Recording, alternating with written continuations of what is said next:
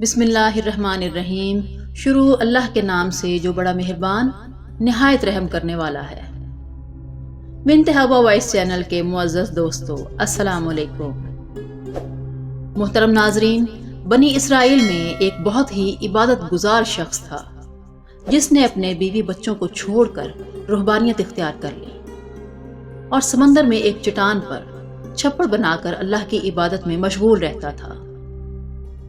شریعت محمدی صلی اللہ علیہ وآلہ وسلم میں رہبانیت اختیار کرنا جائز نہیں۔ سابقہ امتوں میں یہ جائز تھا۔ اللہ تعالیٰ نے اس کے کھانے پینے کے لیے اس چٹان پر یہ انتظام کیا کہ وہاں میٹھے پانی کا ایک چشمہ جاری ہو گیا جس سے اسے میٹھا ٹھنڈا پانی ملنے لگا، اور وہیں انار کا ایک درخت بھی اللہ نے اگا دیا جس سے بڑے بڑے انار اس کو ملنے لگے۔ وہ روزانہ انار کھا کر پانی پیتا اور اللہ کا شکر ادا کرتے ہوئے عبادت میں مشغول رہتا تھا۔ اس شخص نے 500 سال کا عرصہ اسی طرح گزار دیا۔ جب اس کے انتقال کا وقت آیا تو اس نے اللہ سے دعا مانگی، اے اللہ، میری ساری زندگی تیری عبادت میں گزری ہے، اب میرا آخری وقت آ پہنچا ہے۔ میری یہ خواہش ہے کہ جب میری موت آئے تو میں سجدے کی حالت میں ہوں، اور میرے بدن کو تا قیامت محفوظ رکھنا، تاکہ جب میں قیامت کے دن اٹھایا جاؤں تو بھی سجدے کی حالت میں اٹھوں۔ اللہ رب العزت نے اس کی یہ دعا قبول کر لی اور سجدے کی حالت میں ہی اس کا انتقال ہو گیا۔ نبی کریم صلی اللہ علیہ وآلہ وسلم نے ارشاد فرمایا کہ آج تک اس کا جسم سجدے کی حالت میں موجود ہے، اور اس کے گرد اس کی حفاظت کے لیے اللہ تعالیٰ نے گھنے درخت پیدا کر دیے ہیں۔ لوگ اس جگہ جانے سے گھبراتے ہیں۔ اگر لوگوں کی رسائی اس جگہ ہوتی تو وہ جگہ پوجا پاٹ اور شرک کا مرکز بن جاتی۔ اللہ تعالیٰ نے اس جگہ بڑے بڑے اور گھنے درختوں کو پیدا کر کے اس جگہ کی ہیبت پیدا کر دی تاکہ لوگ شرک میں مبتلا نہ ہو جائیں۔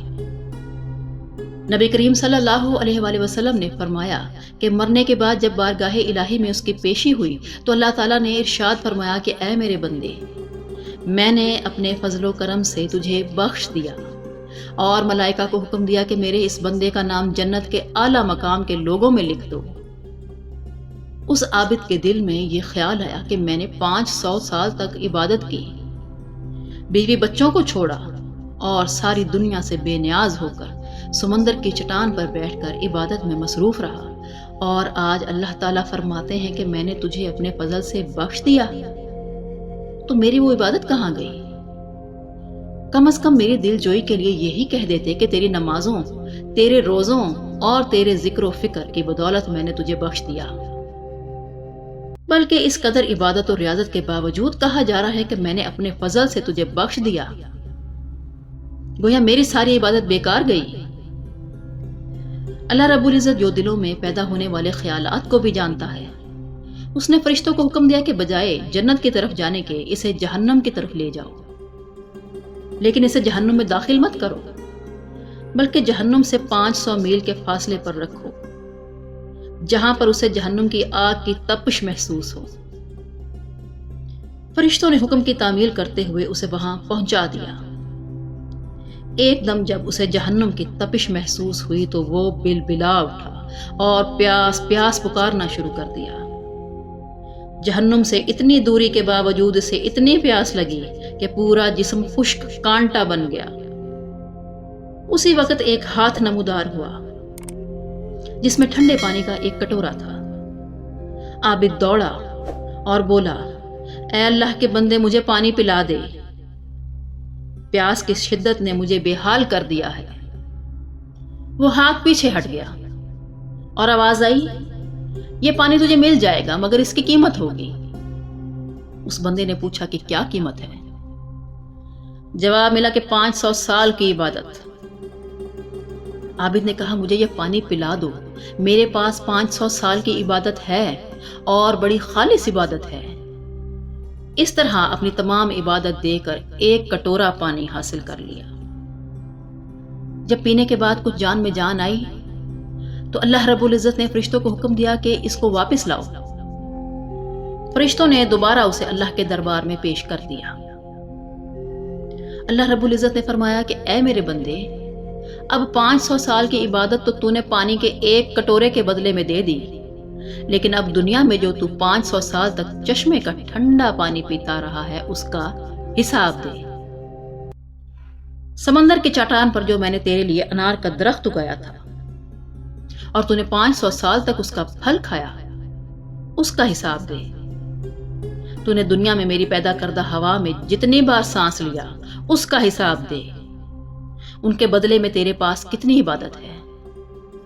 ہم نے تجھے صحت دی، دیکھنے کو آنکھیں دی، سننے کو کان دیے، بولنے کو زبان دی۔ اس کے علاوہ ان گنت نعمتیں میں نے تجھے عطا کی۔ ان تمام نعمتوں کے بدلے کتنی نمازیں، کتنے روزے، کتنے نوافل لے کر آیا ہے۔ نے 500 سال تک اگر میری عبادت کی ہے تو اس عبادت کے لیے میں نے ہی تجھے طاقت اور ہمت عطا کی تھی۔ اس طاقت کے بدلے کتنی عبادت تیرے پاس ہے۔ تجھے عبادت کرنے کی طاقت ہم نے دی، ارادہ ہم نے دیا، توفیق ہم نے دی، دانا پانی ہم نے دیا۔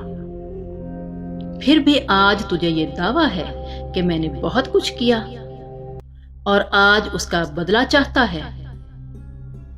نے جو کچھ کیا وہ تو سب ہماری مہربانی سے کیا۔ بتا نے اپنی طرف سے کیا کیا؟ اگر کچھ ہے تو پیش کر۔ یہ سن کر عابد لرز گیا اور بارگاہ الہی میں عرض کیا، یا اللہ، بے شک نجات آپ کے فضل سے ہوتی ہے، کسی کے عمل سے نہیں ہوتی۔ عمل کی تو یہ قدر و قیمت ہے کہ 500 سال کی عبادت کرے اور بس ایک کٹورا پانی لے لے۔ تو معزز ناظرین، اس واقعے میں یہ نصیحت ملتی ہے کہ انسان کو اپنی عبادت و ریاضت پر مغرور نہیں ہونا چاہیے۔ اگر انسان اللہ کی کسی قدر عبادت کر لیتا ہے تو اسے اپنا کمال نہ سمجھے، بلکہ اللہ تعالیٰ کا فضل و کرم سمجھے کہ اسے اپنے دربار میں آنے کی توفیق عطا کی ہے۔ آپ نے دیکھا کہ 500 سال کی عبادت دھری کی دھری رہ گئی اور نجات کا ذریعہ اللہ کا فضل قرار پایا۔ اللہ کے فضل کی علامت انسان کا نیک عمل ہے۔ نیک اعمال اس حقیقت کو ظاہر کرتے ہیں کہ اس شخص پر اللہ تعالیٰ کا کتنا فضل ہے، ورنہ اس ذات واحد کو ہماری عبادت کی ضرورت نہیں۔ عبادت ہم اپنی بہتری کے لیے کرتے ہیں۔ بے شک اللہ ہر حاجت سے بے نیاز ہے۔ ویڈیو پسند آئی تو کہہ دیں اللہ رحیم ہے، اللہ رحم کرنے والا ہے، اور جتنا ہو سکے شیئر کر دیں تاکہ ہمارے ساتھ ساتھ ہمارے دوستوں کی بھی اصلاح ہوتی رہے۔ اللہ تعالی ہمیں نیک عمل کرنے اور سمجھنے کی طاقت عطا فرمائے۔ آمین یا رب العالمین۔